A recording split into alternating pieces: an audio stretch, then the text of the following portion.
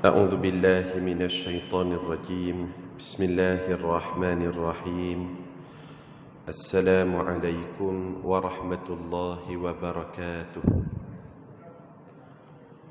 الحمد لله رب العالمين والصلاة والسلام على أشرف الأنبياء والمرسلين وعلى آله وصحبه ومن اقتدى بتعاليمه واستنى بسنته إلى يوم الدين أما بعد.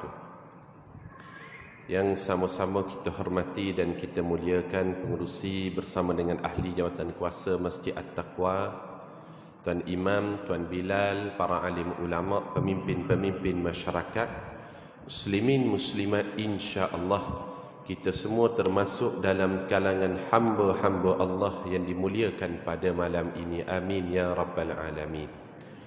Bersyukur kepada Allah Ta'ala terhadap segala nikmatnya, maka kita balas nikmat Allah dengan perbanyakkan menyebut kalimah Alhamdulillahi Rabbil Alamin. Berselawat kepada baginda dengan ucapan Allahumma salli ala Sayyidina Muhammad wa ala ali Sayyidina Muhammad. Tuan-tuan, malam ini merupakan pertemuan kita kali yang keempat ataupun siri kuliah berkitab kita kali yang keempat daripada kitab Min Syu'abil Iman lil Baihaqi, kitab 77 cabang iman menurut Al-Quran dan Al-Hadis yang asalnya ditulis oleh Imam Al-Baihaqi rahimahullahu ta'ala dan diringkaskan sebagaimana naskah yang berada di tangan kita insya-Allah. Pada pertemuan yang keempat pada malam ini kita akan masuk pada cabang iman yang keenam, iaitu beriman dengan hari akhirat. Sesiapa yang memiliki kitab, kita buka pada muka surat yang kelima, iaitu menceritakan tentang wajib beriman dengan adanya hari akhirat. Dan hari akhirat ini ia termasuk daripada perkara ghaibiyat, perkara ghaib. Tidak ada sesiapa yang tahu tentang perkara ghaib melainkan perlu merujuk kepada owner kepada perkara ghaib tersebut, iaitu Allah Ta'ala. Sebab itu di dalam surah Al-Jin Allah Ta'ala berfirman, A'udzubillahi minasyaitanirrajim, Alimul ghaib. Allah itulah yang mengetahui segala macam perkara ghaib. Fala yuzhiru ala ghaibihi ahada. Maka tidak ada sesiapa pun yang mengetahui perkara ghaib melainkan dia. Illa man irtada min rasulin. Melainkan yang mengetahui juga tentang perkara ghaib yang terdiri dalam kalangan para rasul. Maka asas bila kita nak bincangkan tentang perkara ghaib, salah satunya beriman dengan hari akhirat, mesti ada dalil daripada Al-Quran dan hadis Nabi sallallahu alaihi wasallam, kerana ia termasuk daripada perkara ghaibiyat. Dalil, kalau kita buka muka surat yang kelima, salah satu dalil yang menunjukkan wajib beriman kepada hari akhirat, kita tengok dalilnya. Allah Subhanahu wa taala berfirman, A'udzubillahi minasyaitonir rajim. قاتلوا الذين لا يؤمنون بالله ولا باليوم الآخر. Surah At-Taubah ayat yang ke-29. Perangilah orang yang tidak beriman kepada Allah dan hari akhirat. Bila Allah Ta'ala meminta kepada kita, perangilah orang yang tidak beriman kepada Allah dan hari akhirat, ayat ini kita perlu murnikan. Apa sebab? Why? Kerana kalau tidak murnikan pemahamannya, menyebabkan orang Islam akan jadi kelompok yang ekstrim. Betul tak tuan-tuan? Kenapa? Dia jumpa je orang yang tak beriman pada Allah, orang kafir, orang musyrik, orang yang tak percaya kepada hari akhirat, langsung dia bunuh orang tersebut. Kita tanya kenapa? Kan Allah berfirman dalam surah At-Taubah ayat yang ke-29, Qatilul ladhina la yu'minuna billahi wala bil yawmil akhir. Perangilah orang yang tidak beriman kepada Allah dan hari akhirat. maka kita murnikan ayat ini merujuk kepada situasi perang. Dalam peperangan, orang yang mensyirikkan Allah, yang tidak beriman kepada hari akhirat, ketika itu boleh kita perangi. Sama ada sekarang ni dalam konteks aman, jauh daripada peperangan, jauh daripada konflik, maka kita tidak boleh perangi mereka, melainkan kalau mereka perangi kita dahulu. Faham tuan-tuan?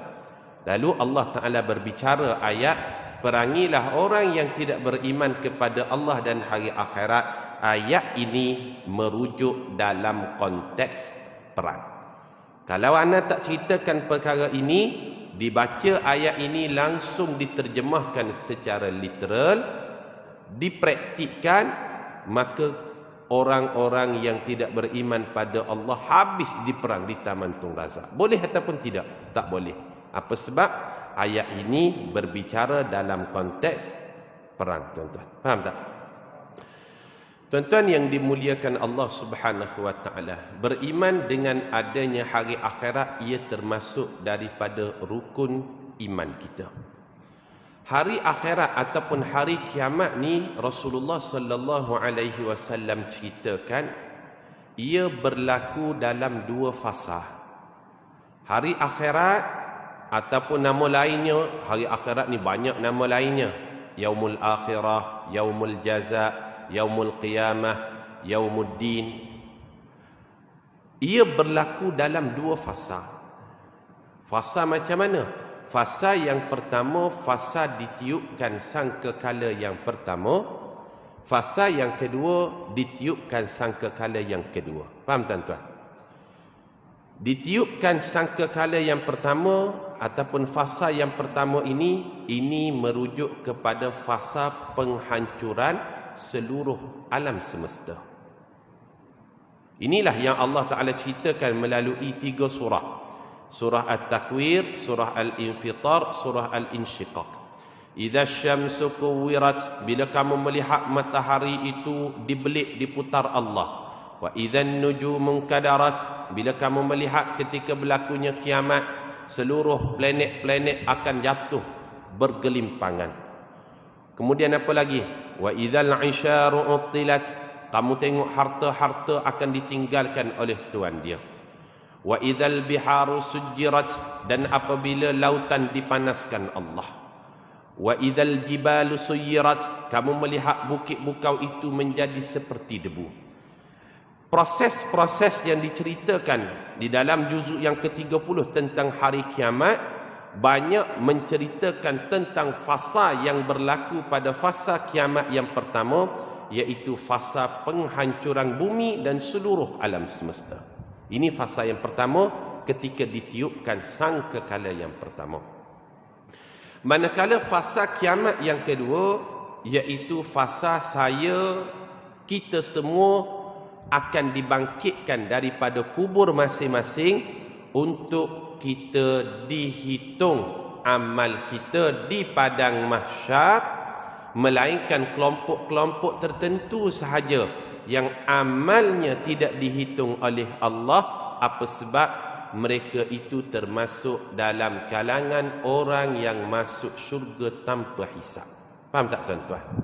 Secara umumnya kita semua akan dibangkitkan untuk dihitung semua amalan kita. Faman ya'mal mithqala dzarratin khairan yarah, amal baik walau sekecil zarah akan ditunjukkan di padang mahsyar. Fasa yang kedua ni. Wa man ya'mal mithqala dzarratin syarran yarah, siapa yang buat jahat, dosa, kesilapan, kesalahan akan ditunjukkan di hari akhirat, di fasa yang kedua ni. Melainkan golongan-golongan tertentu yang akan masuk syurga tanpa hisab. Mereka ni langsung bangkit daripada kubur terus ke syurga Allah Ta'ala. Di dalam hadis Rasulullah sallallahu alaihi wasallam ceritakan 70,000 yadkhuluna al-jannata bighairi hisabin wala adab. Ada 70,000 orang umat Nabi sallallahu alaihi wasallam yang dapat pas istimewa, mereka itu masuk syurga tanpa hisab. Faham tuan-tuan? Ini fasa yang kedua. Macam PKP pula kan. PKP ada fasa yang pertama sekian-sekian. Fasa yang kedua sekian-sekian. Kiamat juga begitu. Kiamat ada fasa yang pertama, iaitu ditiupkan sakhah, tiupan sangkakala yang pertama, habis. Semua hancur, tak tersisa walau sikit pun. Matahari habis, bumi habis, planet-planet habis, bukit bukau habis, lautan habis. Fasa yang kedua, fasa wa idzan nufusu zuwijat. Allah Taala sebut di dalam surah At-Takwir, iaitu fasa nyawa roh dicantumkan kembali dengan jasad. Nyawa-nyawa kita ni kita hidup sekarang apa sebab? Kerana kita disatukan antara jasad dengan roh. Betul tak? Bila seseorang meninggal dunia, kita tengok jasad dia elok je. Tapi kenapa tak bergerak? Kerana roh keluar daripada badan. Roh keluar daripada badan tu, dia pergi ke mana? Dia pergi ke mana tu? Ada yang cakap pergi ke atas ustaz, naik ke langit ustaz. Roh yang keluar daripada jasad, Allah Ta'ala ceritakan dalam Al-Quran, sekiranya roh itu roh yang baik, Allah akan simpan roh itu di suatu tempat namanya Illiyin. Illiyin. Tentu pernah dengar perkataan Illiyin. Disebut di dalam beberapa ayat dalam Al-Quran. Antaranya Allah berfirman, Innal abrara lafi Illiyin. Sesungguhnya roh-roh yang baik itu akan disimpan di Illiyin. Manakala roh yang tidak baik, wa innal fujjar lafi sijjin. Sama ada orang-orang yang jahat akan disimpan rohnya di suatu tempat namanya sijjin. Bila tiup sangkakala yang kedua, Allah ambil roh di Illiyin, ambil roh di sijjin, akan disatukan, dicantumkan, dikahwinkan dengan jasad-jasad kita yang dikebumikan dalam kubur, ataupun tuan-tuannya yang tidak berkubur. Ada kan yang mati tak berkubur kan? Yang hilang dalam banjir 2 minggu lepas, ada 11 orang lagi. Kalau meninggal dunia tanpa kubur dia kan? Disatukan oleh Allah Ta'ala melalui satu organ badan manusia yang tidak akan hancur, namanya ajbuz zanab. Ajbuz zanab. Ajbuz zanab ni tuan-tuan, organ yang Allah Ta'ala ciptakan dia tak akan hancur sampai bila-bila. Tangan hancur, rusuk hancur, mata hancur, perut 2 minggu habis dah. Tapi ada satu organ namanya ajbuz zanab. Daripada susunan tulang belakang tu yang last sekali, tulang ekor yakam sina, melalui tulang ekor yang last sekali itulah Allah Ta'ala akan tiupkan kembali roh bercantum dengan ajbuz zanab. Kita akan bangkit daripada kubur masing-masing. Cuba tuan-tuan cek belakang masing-masing, ada tak ajbuz zanab tu, tulang ekor tu. Kalau tak ada, bagi tahu cepat-cepat. Melalui tulang ekor itulah Allah Ta'ala akan bangkitkan. Bila ni peristiwa ni berlaku? Ketika ditiupkan sangkakala yang kedua pada hari akhirat kelak. Cerita hari akhirat menarik tuan-tuan. Saya dan tuan-tuan semua akan bangkit di hari akhirat. Dan bagi orang yang amalnya ditimbang Allah, akan ada 5 saksi di hari akhirat terhadap diri kita.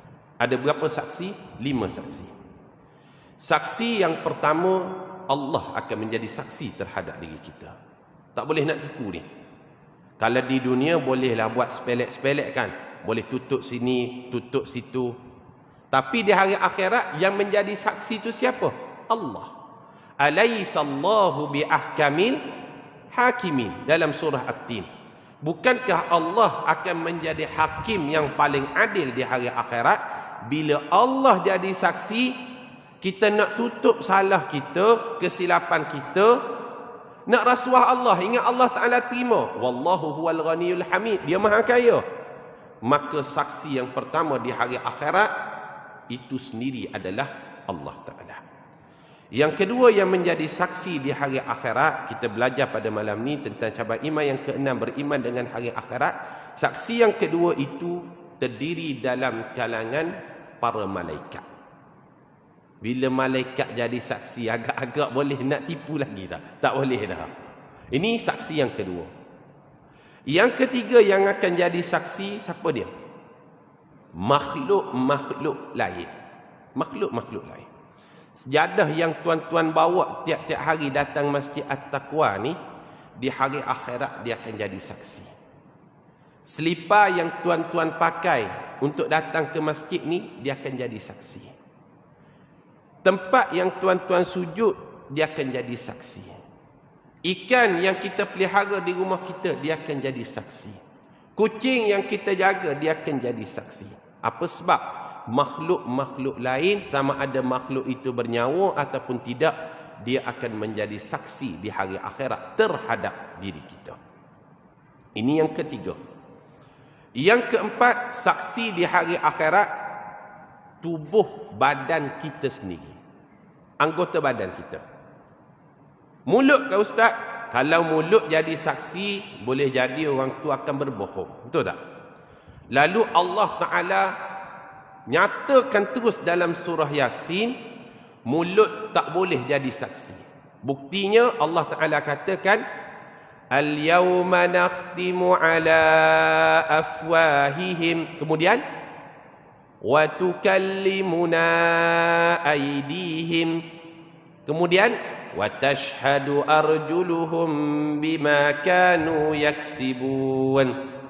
Pada hari akhirat, nakhtim, kami kunci, kami tamatkan. Nakhtim ni dengan makna kami pateri, kunci sungguh. Apa dia? Afwahihim, mulut-mulut manusia. Kenapa? Kalau mulut berbicara di hari akhirat, boleh jadi helah tu banyak kan. Macam-macam dia boleh pusing cerita. Lalu Allah Ta'ala kata, saksi di hari akhirat bukan mulut, tapi anggota tubuh badan yang lain. Apa dia? Yang pertamanya, salah satunya adalah aidihim, tangan-tangan kita. Yang kedua, wa tukallimuna aidihim, tangan jadi saksi. Orang tanya Ustaz, tangan ni macam mana nak bercakap? Mana ada mulut kat tangan? Betul tak? Pelik ke Allah Ta'ala nak jadikan tangan boleh bercakap di hari akhirat? Tak pelik. Radio dalam kereta kita tu ada mulut tak? Ada mulut tak? Elok je dengan suara dia. Allah, teknologi Allah maha lebih canggih daripada radio dalam kereta kita. Tangan boleh bercakap, langsung tidak pelik. Yang kedua, wa tukallimuna aydihim wa tashhadu arjuluhum, dan kaki akan menjadi saksi bima kanu yaksibun. Ini saksi yang keempat di hari akhirat. Yang kelima yang akan menjadi saksi di hari akhirat, Allah Ta'ala ceritakan dalam Al-Quran, saksi yang kelima itu adalah as-suhuf, iaitu kitab catatan amalan kita. Saya, tuan-tuan, secara umumnya akan dapat kitab catatan amalan, melainkan golongan-golongan tertentu saja yang tak dapat kitab catatan amalan, iaitu golongan yang masuk syurga Allah tanpa hisab. Tak perlu kira bercara dia ni, tak perlu berhenti di mana pos-pos pemeriksaan. Dalam hadis Rasulullah sebut ada 70,000 orang. Tentang Rasulullah sebut dalam hadis sahih riwayat Imam Bukhari Muslim, uridat alayya al-umamu fara'aitu an-nabiyya wa ma'ahu ar-ruhayt wan-nabiyya wa ma'ahu ar-rajul war-rajulani wan-nabiyya wa laysa ma'ahu ahad. Rasulullah cerita, aku ditunjukkan suasana di hari akhirat di padang mahsyar. Maka bila aku tengok di padang mahsyar tadi, aku tengok ada Nabi bersamanya dengan hanya seorang je pengikut. Berdakwah lama ni, seorang je pengikut. Wan nabiyya wa ma'ahu ar-rajulani, dan ada Nabi aku tengok dua orang je pengikut dia. Siapa dia ni? Nabi bersama dua orang je pengikut, iaitu Nabi Yunus alaihissalam. Nabi Yunus lama dia berdakwah, lebih 50 tahun, tapi yang ikut dia, yang datang kuliah dia dua orang je. Muka sama je kan. Akhirnya Nabi Yunus frust, tuan-tuan. Dalam Al-Quran diceritakan Nabi Yunus frust dalam dakwahnya. Sebab apa? 50 tahun dakwah, dua orang je ikut dia. Frust dia bawa diri, naik dia, kita katakan kapal lah. Kapal datang, boleh jadi dia naik pada waktu tu musim tengkujuh, bulan 12 boleh jadikan. Hujan lebat, datang ombak besar, rempuh. Dia punya kapal tu jatuh dia ke dalam laut, ditelan oleh ikan, namanya ikan apa? Dalam Al-Quran, ikan nun disebut. Qasahibil hut, iaitu ikan nun. Allah Ta'ala ceritakan dalam Al-Quran. Sehingga Nabi Yunus bertasbih, la ilaha illa anta subhanaka inni kuntu minas zalimin. Sebab itu kita nasihatkan, kalaulah ada ustaz-ustaz yang merajuk dalam dakwahnya, contohnya fras dalam dakwahnya, jangan merajuk. Belajar dengan Nabi Muhammad sallallahu alaihi wasallam, Rasulullah tak pernah merajuk. Boleh jadi di Malaysia ni tak ada ikan nun nak telan kita, tapi boleh jadi kena telan dengan ikan patin ni. Jangan main-main.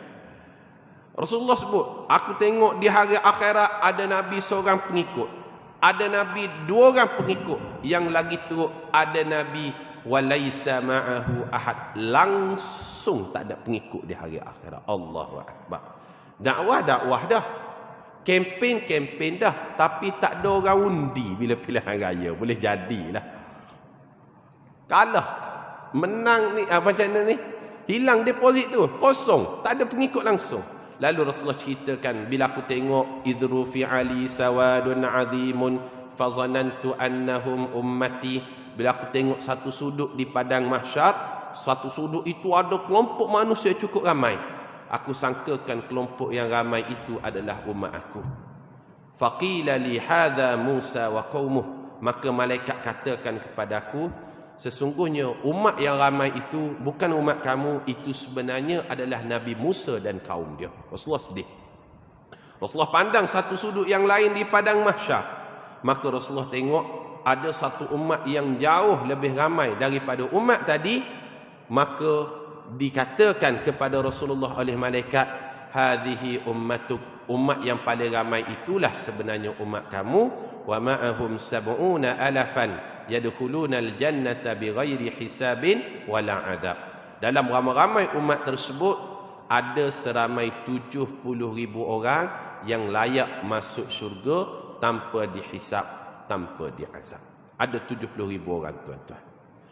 70,000 orang ni dia masuk syurga bersama dengan Rasulullah awal, mendahului para rasul, mendahului para nabi-nabi yang lain. Mereka ni langsung ke syurga Allah tanpa bersaksi kepada 5 tadi. Amalan dia tanpa bersaksi kepada 5. Kitab catatan amalan dia tak dapat. Secara umumnya manusia akan dapat buku kitab catatan amalan, melainkan golongan-golongan tertentu sahaja. Faham, tuan-tuan? Ini suasana ataupun yang diceritakan oleh Rasulullah sallallahu alaihi wasallam di dalam hadis baginda yang mulia. Ada 5 saksi. Saksi itu yang pertamanya apa dia? Allah. Yang kedua malaikat. Yang ketiga makhluk-makhluk lain. Yang keempat anggota badan kita. Yang kelima buku catatan amalan. Kemudian tentang hari akhirat, Rasulullah sallallahu alaihi wasallam apabila ditanya tentang hari akhirat, antaranya Allah Subhanahu wa taala menceritakan berkenaan dengan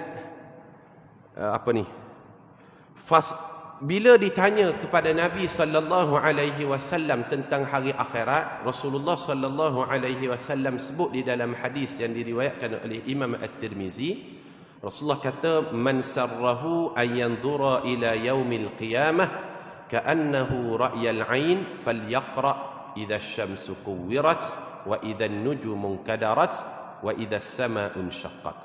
Rasulullah sallallahu alaihi wasallam bila ditanya kepada dirinya tentang bagaimanakah suasana ataupun gambaran hari akhirat, lalu Rasulullah katakan, sesiapa yang nak lihat suasana hari akhirat seperti dia lihat dengan biji mata dia. Kiamat ni tak berlaku lagi. Tapi kalau nak tengok kiamat seperti kita lihat dengan mata kepala kita, maka kata Nabi sallallahu alaihi wasallam, kamu tadabburlah 3 surah ini. Nescaya kita akan membayangkan kiamat itu berlaku seperti di hadapan mata kita. Apa 3 surah tersebut? Surah yang pertama, tuan-tuan boleh catik dan kita balik ke rumah nanti, kita belajar tafsir, belajar tadabbur 3 surah ini. 3 surah ini bila kita tadabbur, kita baca, kita hayati, kita akan dapat merasakan kiamat yang berlaku seperti di depan mata kita. Ini Rasulullah sebut dalam hadis. Yang pertama, surah yang dimulakan dengan firman Allah, idza syamsu kuwirat, surah At-Takwir. Tuan-tuan balik rumah, buka surah At-Takwir, baca ayat yang pertama hingga ayat yang ke-14. Ayat yang pertama hingga ayat yang ke-14 itu Allah Ta'ala ceritakan kiamat yang berlaku dalam keadaan dua fasa. Idza syamsu kuwirat, bila matahari digulung, wa idzan nujumu kadarat, bila bintang-bintang planet-planet berguguran, wa idzal jibalu suyirat, bila bukit bukau gunung ganang hancur seperti debu, wa idzal isyaru uttilat, dan apabila unta yang bunting selama 10 bulan ditinggalkan oleh tuan dia, wa idzal wuhushu husyirat, apabila binatang-binatang liar dikumpulkan di padang mahsyar, wa idzal biharu sujjirat, dan apabila lautan dipanaskan Allah. Ini gambaran suasana yang diceritakan melalui surah At-Takwir. Ini surah yang pertama, tuan-tuan. Ana bagi nama surah, tuan-tuan buat homework balik, kita buat kajian, kita buka tafsir yang ada dalam bahasa Melayu. Kalau kita tidak, boleh baca dalam bahasa Arab. Kita akan dapat lihat suasana kiamat seperti yang berlaku di hadapan mata kita. Surah yang kedua, surah yang dimulakan dengan firman Allah, idza samaa'un syaqqat. Surah apa ni? Siapa ingat? Surah Allah mulakan dengan ayat yang pertamanya, Rasulullah sebut idza samaa'un syaqqat. Apa maksud dia? Kiamat berlaku ni ketika mana? Langit terbelah. Siapa ingat surah apa ni? Siapa boleh jawab, kita bagi hadiah malam ni. Surah apa? Surah Al-Insyiqaq. Surah Al-Insyiqaq. Siapa yang jawab betul tadi, boleh jumpa ana setelah kuliah nanti. Saya bagi buku free. Siapa yang jawab tadi? Adakah yang jawab? Okey, boleh datang ambil tu, ambil hadiah.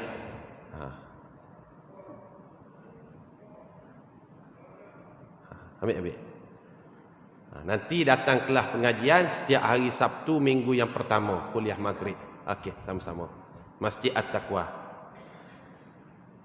Ini Rasulullah sallallahu alaihi wasallam sebut surah yang menceritakan tentang gambaran hari kiamat. Surah yang ketiga, Rasulullah sallallahu alaihi wasallam katakan, kalau kamu nak lihat kiamat seperti berlaku di hadapan mata kamu, tadabburlah surah yang dimulakan dengan firman Allah. Yang dimulakan dengan firman Allah ayat yang pertamanya, idzas samaa'un fatarat, apabila langit itu infatarat, dibelah. Langit 7 lapis, bagaimana Allah Ta'ala belah, wallahu subhanahu wa ta'ala a'lam, kita tak mampu bayang. Surah apa ni? Tadi surah At-Takwir yang pertama. Yang kedua Al-Insyiqaq. Yang ketiga, ayat yang pertamanya idzas samaa'un fatarat, iaitu surah Al-Infitar. Surah Al-Infitar. Tuan-tuan, balik nanti kita tadabbur 3 surah ini, maka kita akan dapat lihat satu persatu Allah Ta'ala ceritakan tentang kronologi berlakunya hari kiamat. Kita tengok banjir 2 minggu lepas di Shah Alam, di Sungai Lui, di Nanding, di Hulu Langat, di Kampung Baru Lanjut Sepang. Teruk dah. Adakah itu kiamat? Itu baru secebih baru. Ini ni bukit hancur, lautan jadi panas. Bagaimana lautan boleh jadi panas? Diceritakan di dalam tafsir Al-Munir oleh Syekh Wahbah Az-Zuhaili. Lautan panas ni apa sebab? Allah Ta'ala panaskan lautan. Lautan boleh jadi panas bila berlakunya hari kiamat. Kerana dalam kerak bumi ni, kerak bumi tersimpan lava daripada gunung berapi. Dia ada lava dia. Bila berlakunya gegaran, idza zulzilatil ardu zilzalaha, bila bumi bergoncang dengan goncangan yang cukup dahsyat. Bila berlakunya gempa bumi, pom. Kemudian apa yang berlaku? Wa akhrajatil ardu athqalaha, maka bumi akan mengeluarkan bebanan-bebanan berat yang ditanggung oleh oleh bumi. Salah satu bebanan yang terkandung di dalam perut bumi itu adalah lava daripada gunung berapi, keluar dia mengalir bercampur dengan air laut. Itulah yang menyebabkan wa idzal biharu sujjirat, lautan akan menjadi panas. Tuan-tuan yang dimuliakan Allah Subhanahu wa taala, apa lagi yang diceritakan oleh Nabi sallallahu alaihi wasallam tentang hari kiamat? Rasulullah sallallahu alaihi wasallam sebut hari kiamat ni tudna syams ala khalqi kamiqdari milin, akan direndahkan matahari di atas kepala manusia dengan qadar 1 mil. Dengan qadar 1 mil. Qadar 1 mil ni apa dia? Mil merupakan ukuran celak yang digunakan oleh orang Arab. Kita bahasa Melayu kita katakan matahari direndahkan sejengkal di atas kepala, betul tak? Kecil-kecil dulu kita diceritakan demikian. Dalam hadis disebut tudna syams, akan direndahkan matahari dengan kadar 1 mil. 1 mil ni lebih pendek daripada sejengkal. Mil ini merupakan ukuran celak yang digunakan oleh orang Arab, kurang daripada sejengkal. Jemaah tanya, ustaz, matahari yang mana tu? Matahari lain yang didatangkan oleh Allah. Matahari yang sekarang ni hancur lebur dah ni bila berlakunya hari kiamat.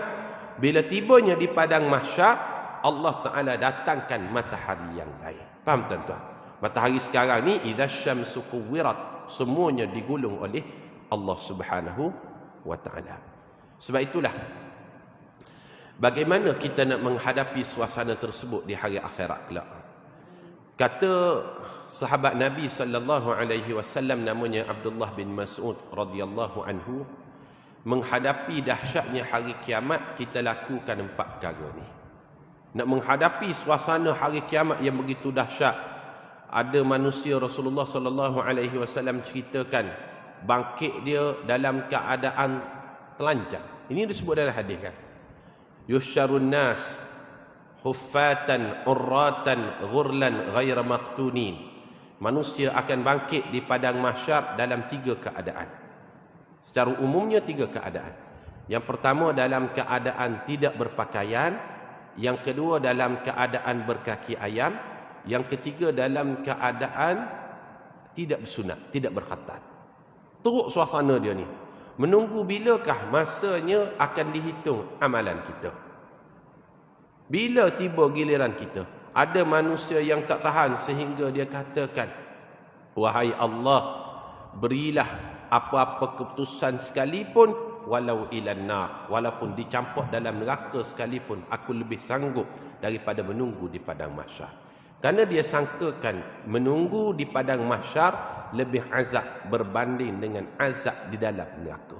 Dia kata, ya Allah, ya Rabb, wahai Allah, ahkim walau ilan nar, berilah apa-apa hukuman ataupun keputusan sekalipun, walaupun aku masuk dalam nerakalah, tak tahan dah. Lalu bagaimana nak menghadapi suasana di padang mahsyar? Kata Abdullah bin Mas'ud radhiyallahu anhu, dihadapi suasana yang dahsyat di padang mahsyar, kita bersiap di dunia dengan melakukan 4 perkara. Apa dia 4 perkara tersebut? Yang pertama, banyakkan memberi makan kepada orang dengan niat kita tidak dilaparkan oleh Allah di hari akhirat. Kita tidak dilaparkan oleh Allah di hari akhirat, dengan di dunia ni kita berbanyak memberi makan pada orang. Ini yang pertama. Yang kedua, menghadapi suasana yang dahsyat di padang mahsyar. Ini saya dan kita semua akan lalui tuan-tuan. Sekarang ni kita tak lalui lagi. Apa sebab? Kerana kita baru berada di alam yang kedua kehidupan kita. Alam yang pertama alam rahim, alam yang kedua alam dunia, alam yang ketiga alam kubur ataupun alam barzakh, alam mahsyar selepas alam kubur nanti. Kita tak lalui, baru alam yang kedua baru. Kita akan melalui 5 alam. Alam rahim selesai dah 9 bulan 10 hari. Dan kita tak boleh nak patah balik dah alam tersebut. Tak boleh dia kata, ustaz, saya nak patah balik alam rahim, boleh tak? Tak boleh dah. Alam yang kedua alam dunia. Sekarang ni lah ada orang 40 tahun. Haji berapa tahun dah alam dunia ni? Berapa? 76 tahun dah. Ada orang Tak sampai, alhamdulillah Allah panjangkan umur tuan haji supaya apa? Lebih dapat mengumpul pahala yang lebih banyak untuk dibawa di hari akhirat. Orang beriman ni dua je. Panjang umur, alhamdulillah Allah bagi peluang untuk kita beribadat. Kalau umur pendek, kita tak sedih. Apa sebab? Tidak banyak dosa yang kita lakukan untuk kita sembahkan di hadapan Allah Ta'ala. Ini alam yang kedua. Ada orang 76 tahun, 78 tahun, 100 tahun, ada 17 tahunnya dan sebagainya.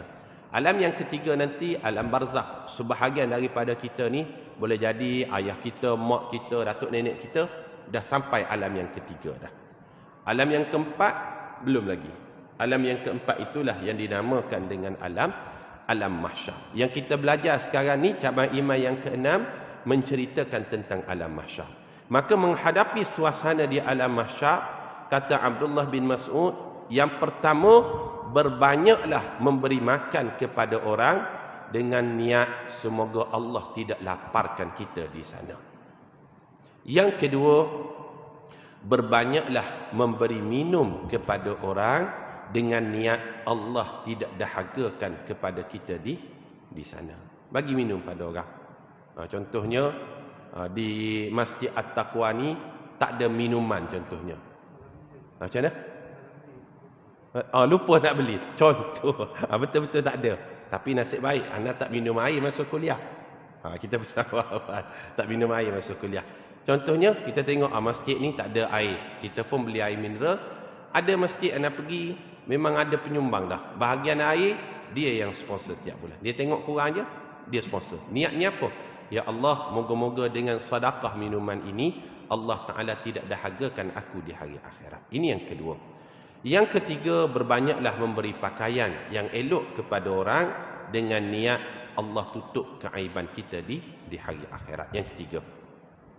Dan yang keempat, berbanyaklah memberi kemaafan kepada orang lain di dunia dengan harapan Allah akan maafkan kita di hari akhirat kelak. Lalu menghadapi suasana di padang mahsyar, lakukan 4 perkara ni. Dapat tak tuan-tuan poin dia? Yang pertama, banyak beri makan. Yang kedua, banyak beri minum. Yang ketiga, banyak beri pakaian yang elok-elok. Yang keempat, banyak memberi kemaafan. Itu dalam bab beriman kepada hari akhirat yang kita bincangkan secara sederhana. Dah, kita tutup dengan hadis muka surat yang ke-6. Ada 4 minit lagi. Muka surat yang ke-6 dalam kitab kita. Yang baru ada kitab tu, kita buka muka surat yang ke-6. Kita tengok hadis yang diriwayatkan oleh Abu Hurairah radhiyallahu anhu. Abu Hurairah ni tuan-tuan sahabat yang paling banyak meriwayatkan hadis. Iaitu Abu Hurairah sahabat yang meriwayatkan hadis sebanyak 5,374 hadis. Kalau kita nak buat catatan di nota kita, baik. Sangat baik. Abu Hurairah dia riwayatkan hadis 5,374 hadis. Dia muncul sahabat yang paling banyak. Kalau kita tengoklah, sahabat-sahabat kanan ataupun sahabat senior ni, dia tidak terlalu menonjol dalam bab ilmu meriwayatkan hadis. Kalau kita tengok sahabat Rasulullah yang paling kanan, Abu Bakar As-Siddiq. Jarang kita jumpa hadis riwayat Abu Bakar, betul tak? Hadis riwayat Abu Bakar yang sebut secara sepintas lalu, hanya meriwayatkan hadis sebanyak 65 hadis sahaja Abu Bakar. Hadis yang datang daripada Sayyidina Umar hanyalah 312 hadis saja. Sedangkan mereka ini kelompok awal peluk Islam ni. Hadis yang diriwayatkan oleh Uthman hanyalah 72 hadis sahaja. Hadis yang diriwayatkan oleh Ali hanyalah 332 hadis sahaja.